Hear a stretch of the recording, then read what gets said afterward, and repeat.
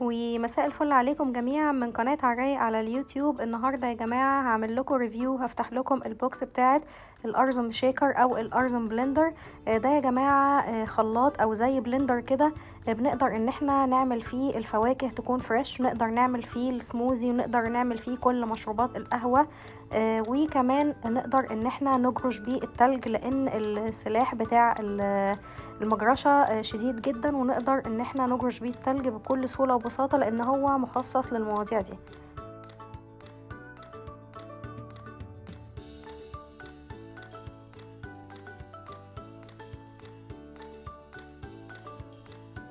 البوكس بتاع ارزم دي على فكرة براند يا جماعة تركية اعتقد. بتعمل اللي هي بتعمل الحاجات بتاعة القهوة بوش والحاجات دي كلها. عندهم منتجات كتير جدا واسعارها على فكرة حلوة وبتطلع فينش حلو قوي. يلا بينا نفتح البوكس مع بعض ونشوف فيها ايه. جايبين لي فيها ضمان يا جماعة، ضمان باسم نيو ستار.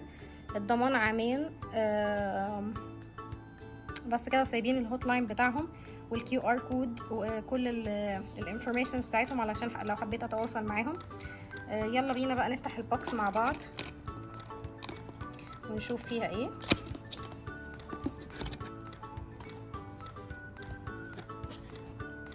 انا حبيت اشارككم معايا كده انا طالبه ايه وايه اللي جالي بالظبط، واعمل لكم ريفيو كده عن الحاجات اللي جبتها. ده اعتقد يا جماعه ايوه هو ده بالظبط. دي البراند بتاعت ارزم، فيها كل الاجهزه والحاجات اللي بيبيعوها زي ما انتم شايفين. ماكينات قهوه تركي وامريكانو وماكينات قهوه عربي، والبويلرز والمطحنه بتاعت القهوه، والمطحنه بتاعت مفرمه الاكل برضو، افران كهربيه وحاجات زي كده. تعالوا بقى نفتح مع بعض كده ونشوف اخر علبة دي فيها ايه.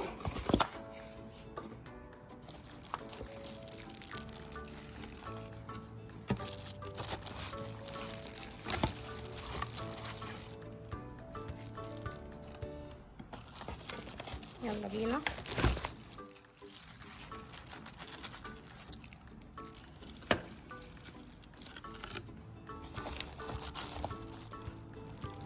واخر حاجة فيها اللي هي دي، جاي معاها ايتم 2 3 4.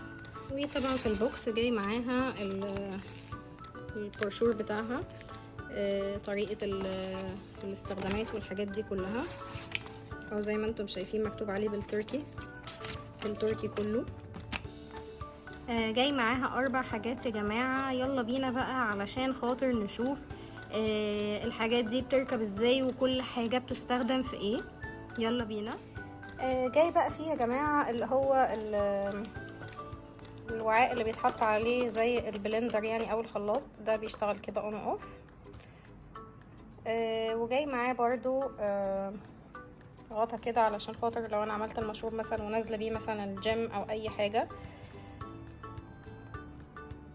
فاقدر ان انا اشيله منه عادي مفيش اي مشكله. وجاي معاه وعاء علشان خاطر احط بقى فيه اي مكونات انا عايزاها. ده 570 مللي الوعاء ده، مكتوب عليه 570 مللي اهو، مش عارفه انتوا شايفينها ولا لا. بس وبقدر بقى ان انا احطه هنا عادي جدا مفيش اي مشكله، واحط فيه اللي انا عايزاه واشغله على طول. بعد كده ممكن مثلا انا افضي او اصب المكونات اللي انا عملتها سموزي او عصير او الفواكه الفريش او اي حاجه، ان انا اخدها برضو معايا زي ما قلت لكم كده، احطها في وعاء اصغر منه تقريبا حوالي ده 500 مللي، واقدر ان انا اخده معايا وانا رايحه اي مشوار، وانا نازله، وانا رايحه الجيم. عادي جدا مفيش فيه اي مشكله خالص. انتظروني في الفيديوهات التانية. هعمل لكم فيديو تاني قريب عن بقى ازاي نعمل احلى فرابيز واحلى عصاير بالارزم. استنوني في فيديوهات تانية كتير. اتمنى منكم لو عجبكم الفيديو تعملوا احلى لايك وتعملوا سبسكرايب، تشتركوا في القناة وتفعلوا الجرس عشان يوصلكم كل جديد من قناة عرايق على اليوتيوب، ودعموني علشان يوصل لكم كل جديد عشان اعرف استمر. ميرسي جدا ليكم يا جماعة. باي باي. وبرضو انا حبيت اوريكم وظيفة تانية للارز مؤكة بتعمل ايه، او طريقة الجرش بتاعة التلج ازاي. فجبت شوية تلج كده صغيرين، حبيت اوريكم معايا انا بعمل ايه دلوقتي. انا حطيت شوية تلج في التانك بتاع اللي هو البلندر اللي احنا بنخلط فيه. تمام. بعد كده هبدأ ان انا اقفل الغطا علشان خاطر ان انا اخليه محكم، وبالتالي احطه في الميكسر بحيث ان انا اضغط عليه وبالتالي يبدأ ان هو يجرش لي التلج. تمام. بعد كده هبدأ احطه في الميكسر زي ما احنا اتفقنا. على فكرة يا جماعة البراند دي محترمة جدا، وانا بصراحة حباها وحابة فيها منتجات كتير جدا. يلا بينا نعمل ميكسينج كده. شايفين التلج ابتدى يبقى مجروش ازاي؟ وعلى حسب بقى الحاجة ممكن نفضل دايسين فترة طويلة او كل شوية نبدأ ان احنا نجرش علشان ناخد القوام بتاعنا اللي احنا عايزينه. بس انا طبعا مش حابة ان انا اطول عليكم، فجرشت كده مثلا جرشتين او 3 بالكتير علشان اوريكم بس الشكل او الفينش اللي هو بتاع التلج بعد ما اتجرش. طبعا زي ما انتم شايفين اهو، في اجزاء هتلاقوها مفتفتة وفي اجزاء تانية هتلاقوها لسه عايزة انها تتجرش تاني، عشان انا زي ما قلت لكم كده على حسب الاستعمال بتاعكم وعلى حسب المشروب اللي انتم عايزينه. عن طريق الزرار اللي موجود في الماشين عادي جدا زيه زي اي خلاط عادي.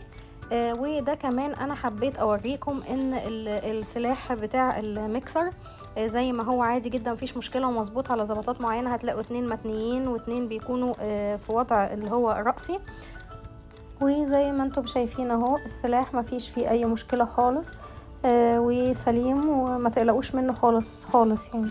وادي هو كمان من كل الجناب بتاعته حبيت ان انا افرجكم عشان تكونوا مطمنين وانتوا بتشتروا الماشين. بالنسبة للمقطع السريع اللي انتم شايفينه ده كان مقتطفات كده من فيديو سابق قبل الفيديو الكبير اللي احنا فيه ده دلوقتي.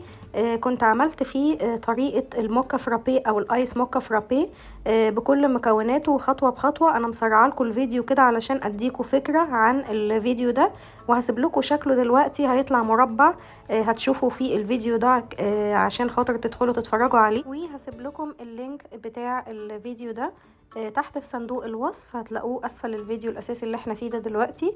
اتمنى منكم تعملوا اشتراك في القناة عشان يوصل لكم كل جديد من قناة عراق على اليوتيوب، وتضغطوا لايك. ميرسي جدا ليكم، اشوفكم في فيديو جديد. باي باي.